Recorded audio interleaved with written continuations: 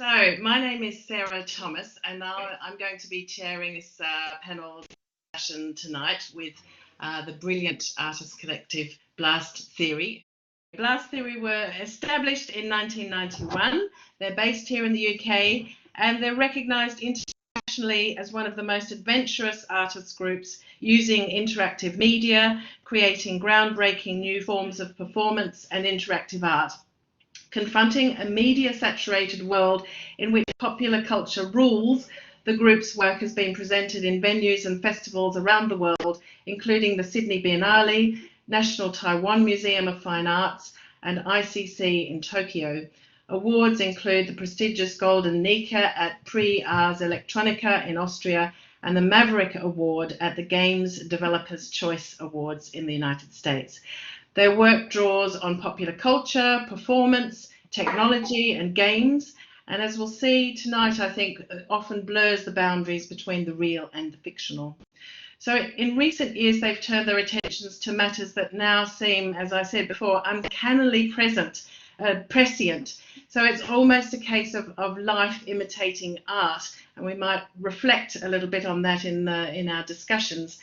2 years ago, they were the World Health Organization's first ever artists in residence, and their two most recent works, A Cluster of 17 Cases and Spit Spreads Death, The Parade, both take epidemics or pandemics, Sars in the first case, Spanish flu in the second, as their starting points. And it's these works that we'll be hearing more about this evening. So I'm going to now hand over to the artists. So I'll just introduce them individually in order of how they're going to be speaking. So the first is Ju Rofar. Do you want to wave, Ju? That's Ju. The second is Nick Tandavinich. There's Nick down the bottom. And the third is Matt Adams at the top there.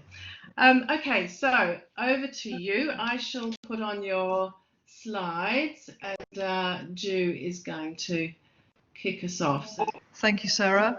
Hello and welcome to everybody. Also, thank you to Mark, who's in the background, making it all happen technically. So we are Blast Theory. This is us. That's me in the middle, Nick in the foreground, and Matt just sitting in the background. We're a company with 3 artists, but we're a team of about 10 people. And like Sarah said, we've been making work since '91.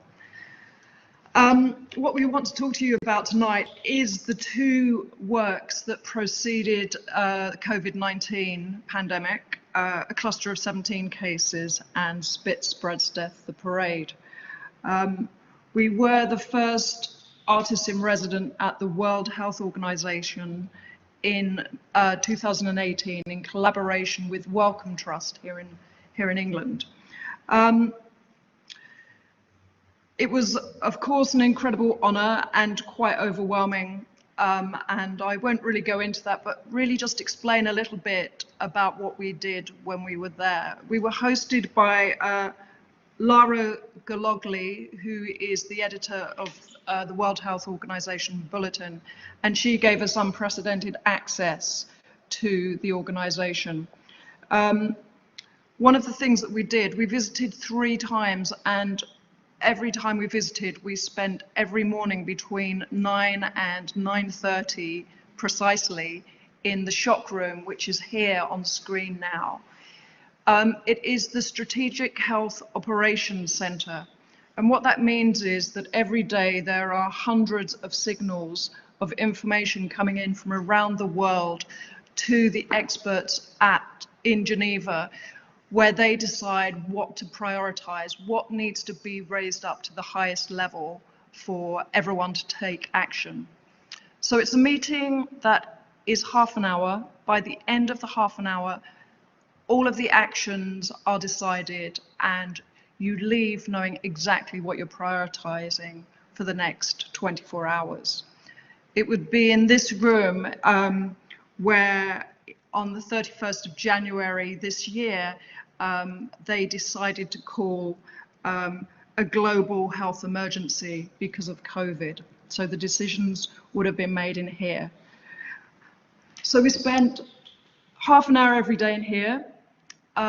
we went around the organization visiting the library where we found our inspiration for the piece of work that Nick will talk about in a minute. And we interviewed some of the experts who are in this room and who have been involved in the recent COVID pandemic, which you may have seen them speaking on TV. I think there'll be a clip of one of them later on. I think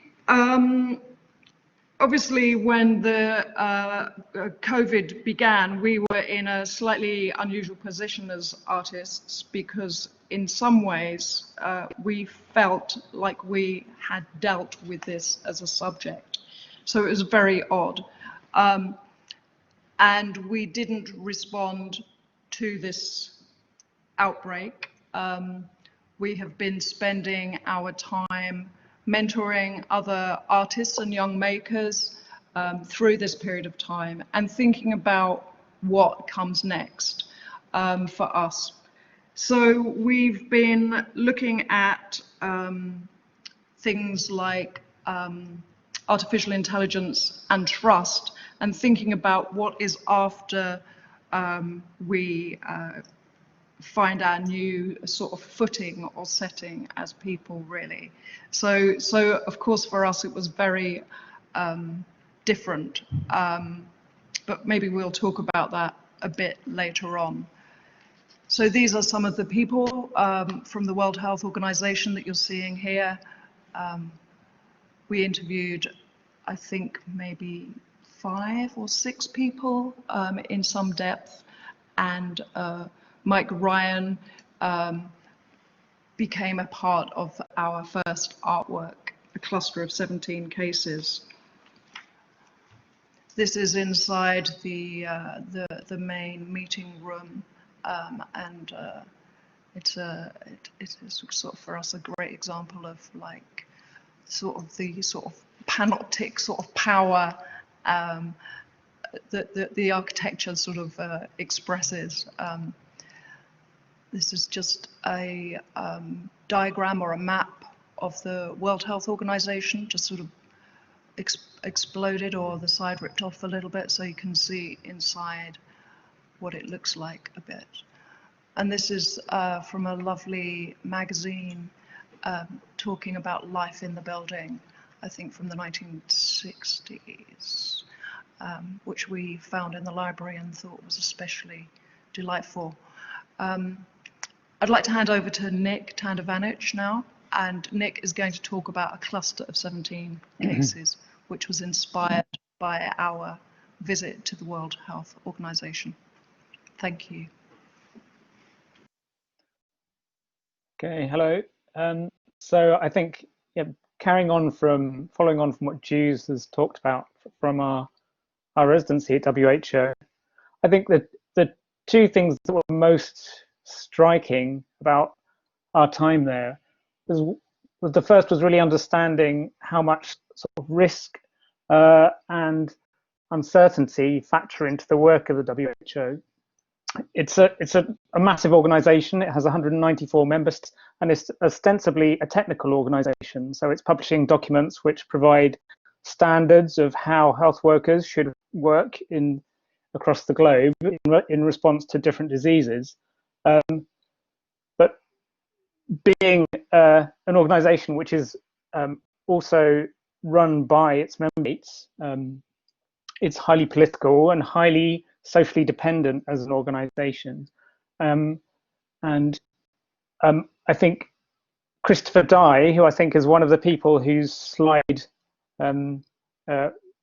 we showed, who was a director of strategy, I think he puts it very succinctly in his quote, which is when he talks about declaring a public health emergency, which is a public health emergency of international concern, he describes it as being, it's almost lose-lose.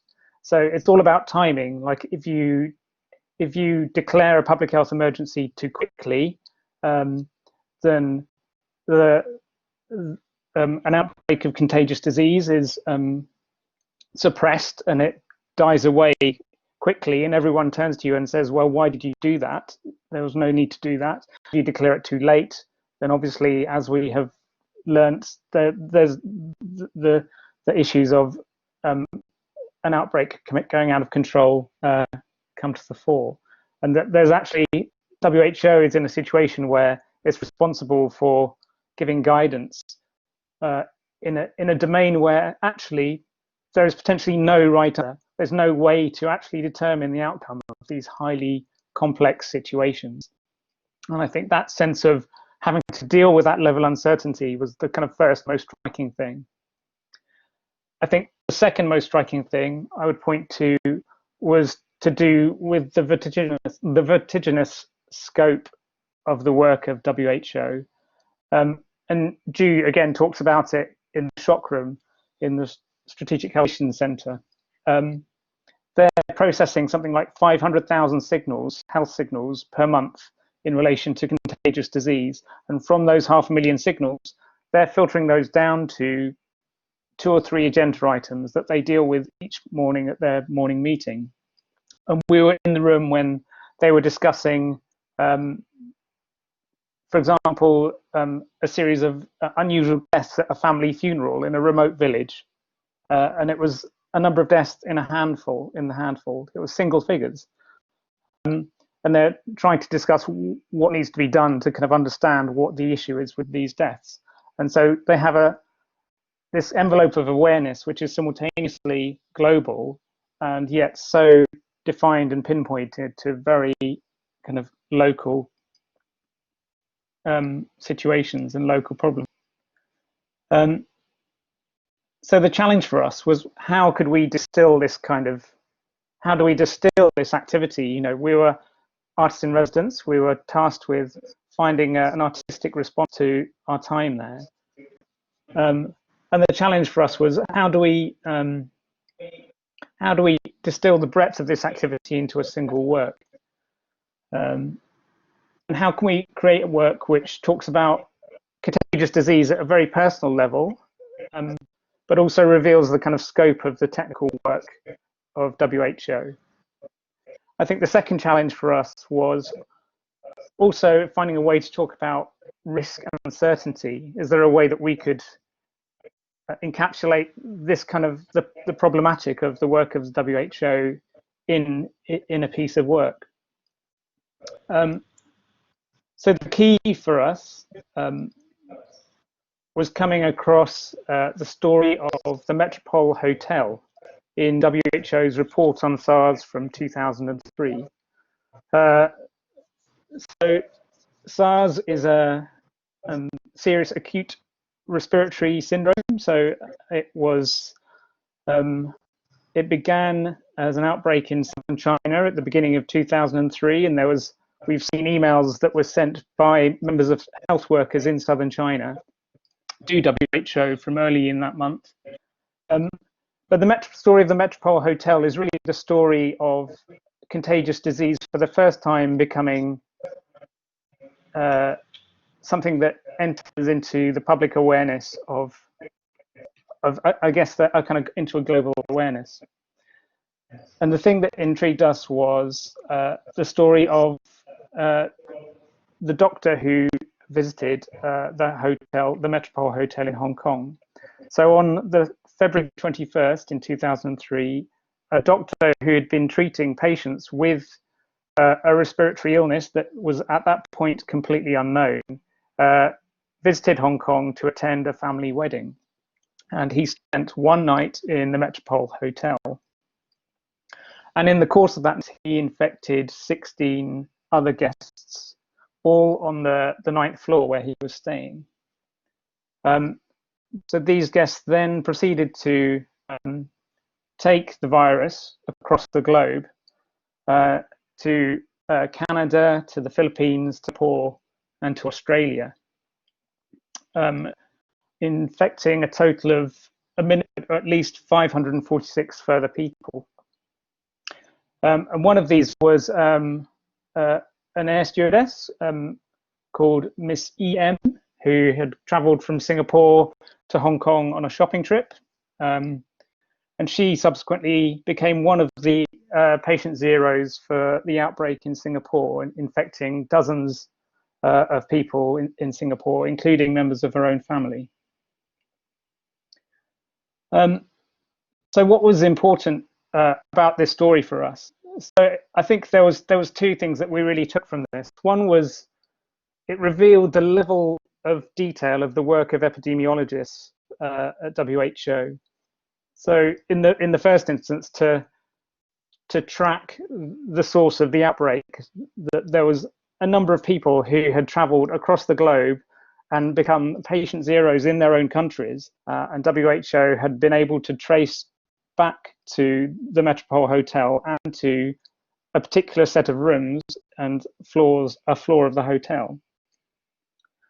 And the second part of their work was to do with them trying to understand how the virus had spread through the hotel on that night. So Dr. LJL, who travelled from southern China, had stayed just one night in the hotel, and it became an issue to understand exactly how the virus could be spread, and how it could have spread to those 16 people in particular. So as part of the work of the epidemiologists, they decided to run smoke tests in the hotel, where they released smoke into the corridors of the hotel and into the rooms of the hotel and the patients, the people who had become infected, to see how air had travelled from one room to another. So for us, this work, the idea of smoke being the mechanism by which the WHO was able to learn about the virus, became an intriguing kind of image for how we might represent the work of WHO and how it has to deal with uncertainty. So we then decided to make so the other side of what we found was interesting of this story was the location of these events. The Metropole Hotel is a very middle of the road hotel in Hong Kong. It's like many nameless hotels that many of us have probably spent the night in. It's a sort of middle of the road business hotel, and we felt that this was an opportunity to make a work that actually allowed us to put ourselves in the shoes of someone who had been part of an outbreak. So we decided to make a work which aimed to recreate the 9th floor of Metropole Hotel, and actually combine the epidemiological work of using smoke to track the virus with the experience of guests who'd stayed in the hotel that night.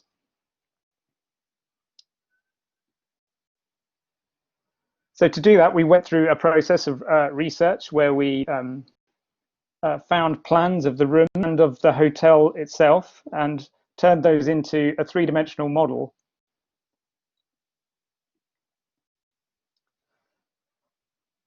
And working with a fabricator based here in Brighton, we turned that model into a milled aluminium three-dimensional model.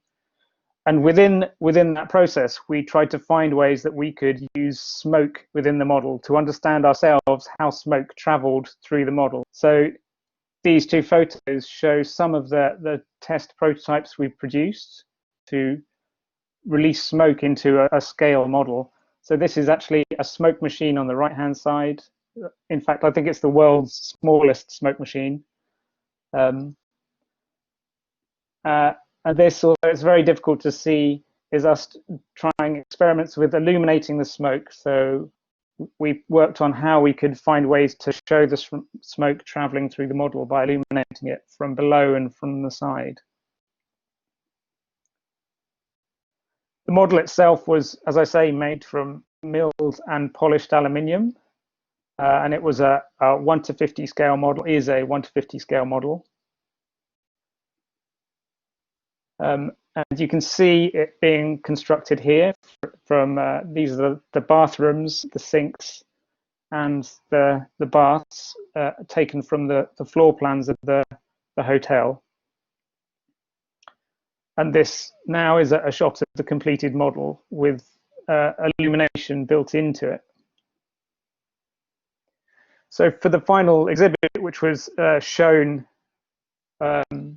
in New York and in Taekwon, a gallery in Hong Kong, the work was built into a cabinet and was presented alongside two pieces of audio. So one is a recording of a first-person account that we have written of someone who stays the night at the hotel. So as you watch the model, you listen through headphones and you hear the story of someone who is remembering their evening traveling through the hotel and recounting the experience of staying in the hotel.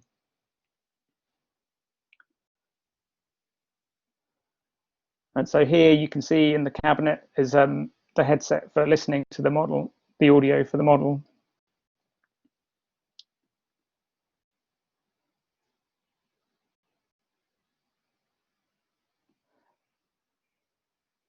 And work on this project is ongoing, so we're continuing to develop it.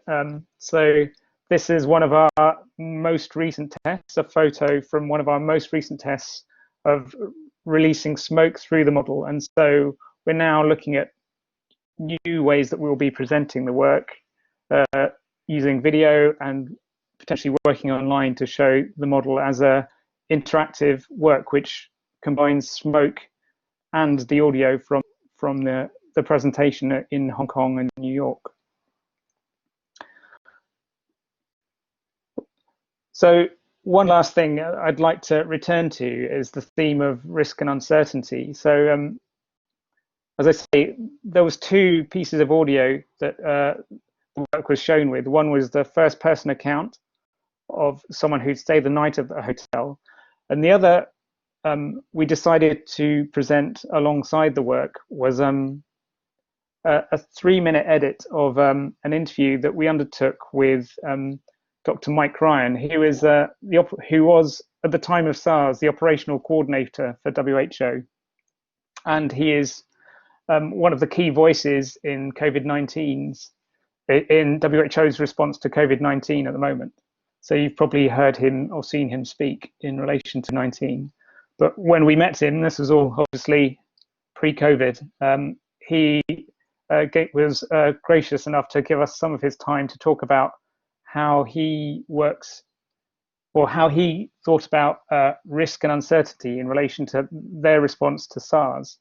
And so we have a video, our first video for this presentation, which I think Mark is kindly going to put a link to in the comments on the right-hand side. And this video is about 3.5 minutes. So if you're able to click on the link on the right, you should be able to open the video on our website and play through, and we will hand you back to Matt, who'll then talk about Spitspread's death after that. Thank you. Okay, hopefully you've had the chance to have a look at that piece of video now of Mike speaking. That video there says that our work was going to be opening in Leiden in the Netherlands in April. The pandemic put paid to that, but that show is now about to open in July at the Rijksmuseum Boerhaave in Leiden. The exhibition is called Contagious, and a cluster of 17 cases forms part of that work. I'm going to switch gears slightly and talk about another piece of work that is loosely connected but a totally separate project. In actually 2017, Ju and Nick and I were invited by the Mutter Museum in Philadelphia, which is a museum of medical health, to propose how we might respond to an exhibition that they were planning called Spitspread's Death, about the flu pandemic of 1918 and 1919. And it was actually through one of the open sessions that we did in Philadelphia in 2017 that we came to be invited to go to the World Health Organization. In case you don't know about the 1918 19 flu pandemic, 50 to 100 million people died in the world that year. So just for context, I think around 500,000 people have died so far from COVID-19 in a much more heavily populated world. So the scale of the 1918-1919 pandemic is immeasurably bigger and was catastrophic worldwide. Pretty much every country on Earth was affected. It was known as the Spanish influenza, but actually did not originate in Spain.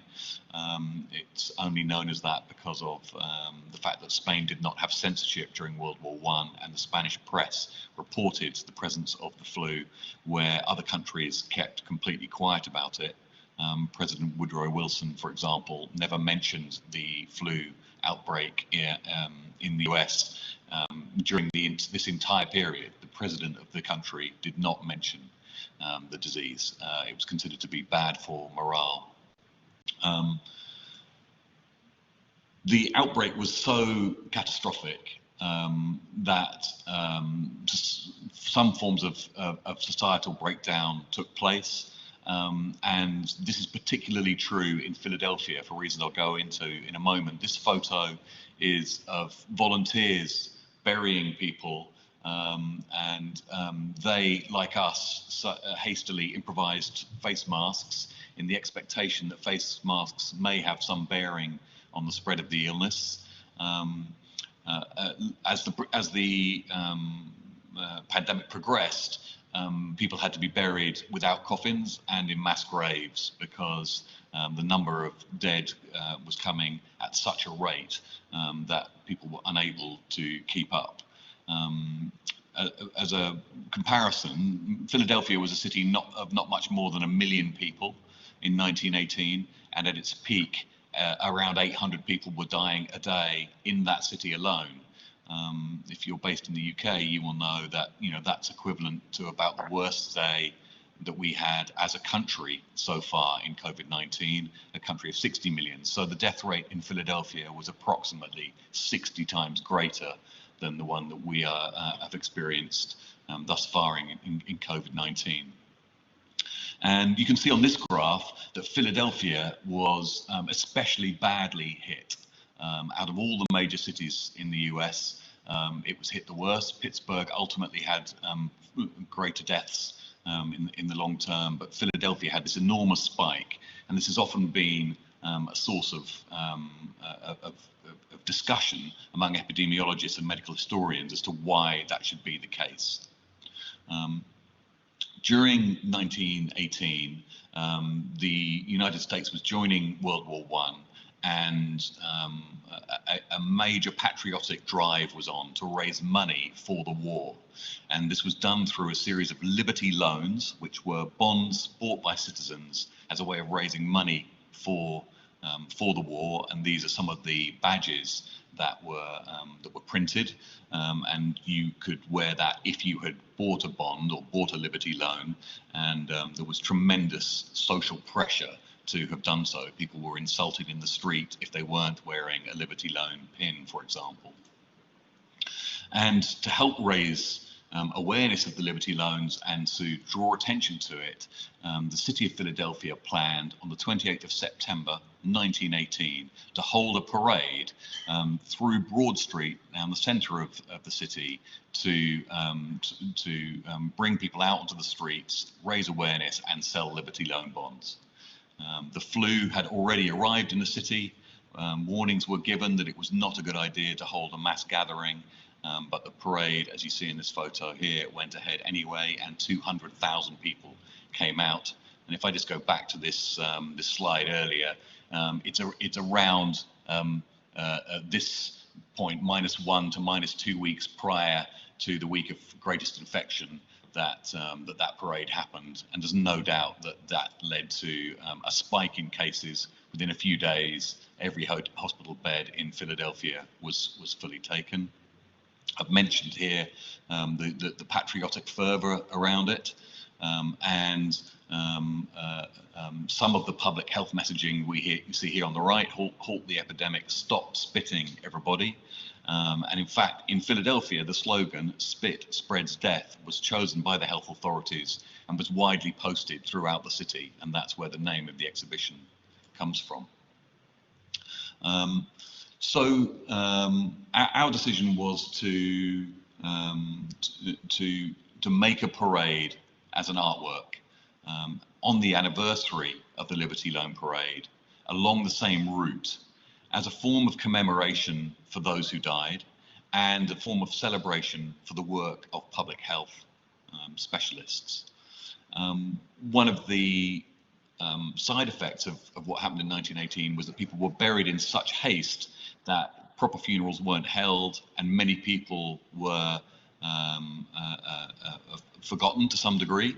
And indeed, the whole epidemic or pandemic is little known about. It's you wouldn't find many people who weren't aware of World War I, but the flu pandemic killed many more people than World War I. In fact, it killed more people than World War I and World War II combined, and yet it's not nearly as widely known. And one of the reasons that the Mutter Museum were keen to put on this exhibition is to explore why this work, this event has been forgotten. As part of the work, we collaborated with a number of organizations in Philadelphia, and one of whom was The Crossing, who are a very distinguished classical choir, and the composer David Lang. And I wanted just to show this document. I'm not sure you'll be able to read it. I'm afraid it's not great quality, but this is a government edict issued on September 26, 1918, from the Division of Sanitation in Washington, and it's an information notice. And as part of it, it says, "Protect yourself from infection, keep well, and do not get hysterical over the epidemic. Avoid being sprayed by the nose and throat secretions of others," and it goes on. And these were phrases that David chose to turn into the lyrics of the composition that he made for the piece of work that we made. And when we come to look at the film in a few minutes, you will no doubt recognize those lines. So we undertook a campaign to invite people in Philadelphia to participate in the parade. We worked with The Crossing to commission and record a piece of choral music, and we actually decided that the music would be played through the mobile phones of everyone who was on the parade. And in this publicity photo, we are all holding our phones up to play the piece of music in front of one of the illuminated sculptures that we created for the work. The work is, whereas a cluster of 17 cases is really a work about epidemiology and the work of prevention of a pandemic, Spit Spreads Death, the parade, is really about what happens when a pandemic gets out of control and a city is disrupted. Not just a city, a country, and indeed most of the world. Those of you who are familiar with the flu will know of these astonishing cases on the furthest islands in the Pacific, in the northernmost reaches of Alaska, and so on.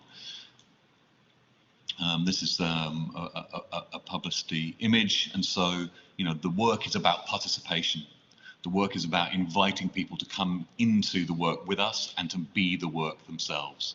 And all the work that we make in Blast Theory is interactive, but we use technology and the modalities of interaction in very varied ways in the different works we made. So you've seen in Nick's presentation how we make work for a traditional kind of museum setting.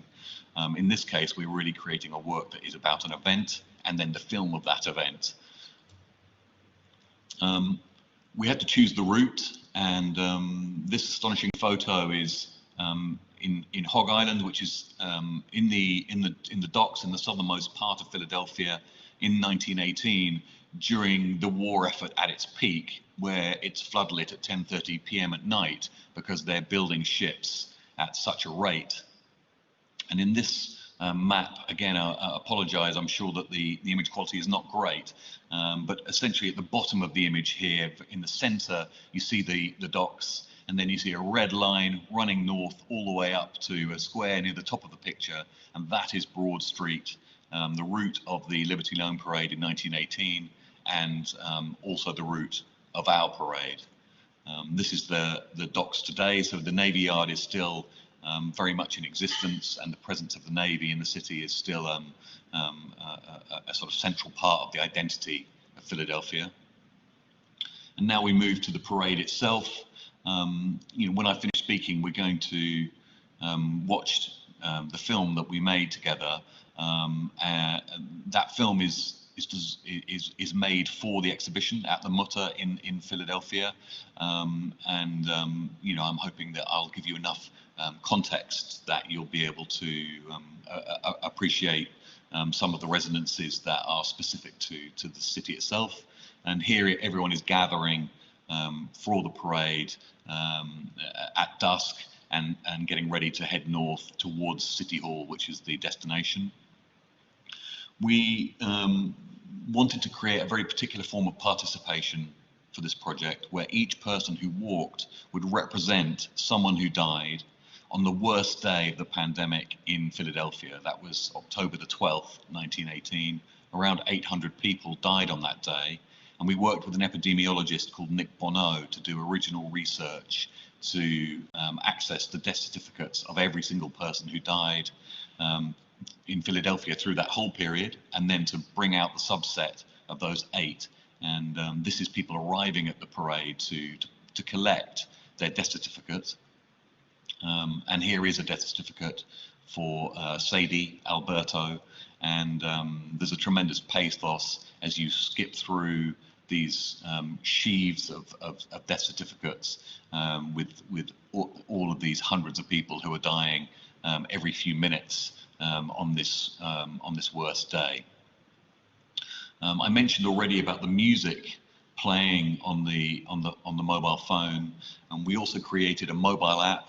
You see this lady here holding up her phone with the music playing, but we also use the mobile app to invite people to choose someone to represent. And here you see 3 screenshots from the app with the name, age, neighborhood, and occupation being the 4 different ways that you could choose someone. And in the middle one, you see someone who has chosen occupation as a way to choose that. And here's an alphabetical list of all the occupations that we extracted from the death certificates. And so that says high school student, homemaker, home help home, housekeeper, house ward, housework, industrial worker, instrument maker, and so on. And then on the right, you see a screen for someone who has chosen someone, and that says Salvatore Pasquale Contrella, and underneath it says a homemaker who lived at 3916 North 9th Street in Huntington Park and died aged 28 years old. On the day itself, people chose to represent not only the people that we had invited them to choose, but some chose their own relatives. And this is an example here of someone who's picked someone known to her family, a nurse called Marie Hidell. And one of the things that really came home to us in the work was just the scale of connection that people felt to those who had died. We created a small moment of choreography in the parade, which we'll see more clearly on the film, where we invited each person to stop on their own, just one at a time, and for a few moments the whole parade passed them as they stood still, and they took that moment to honor the person that they had chosen.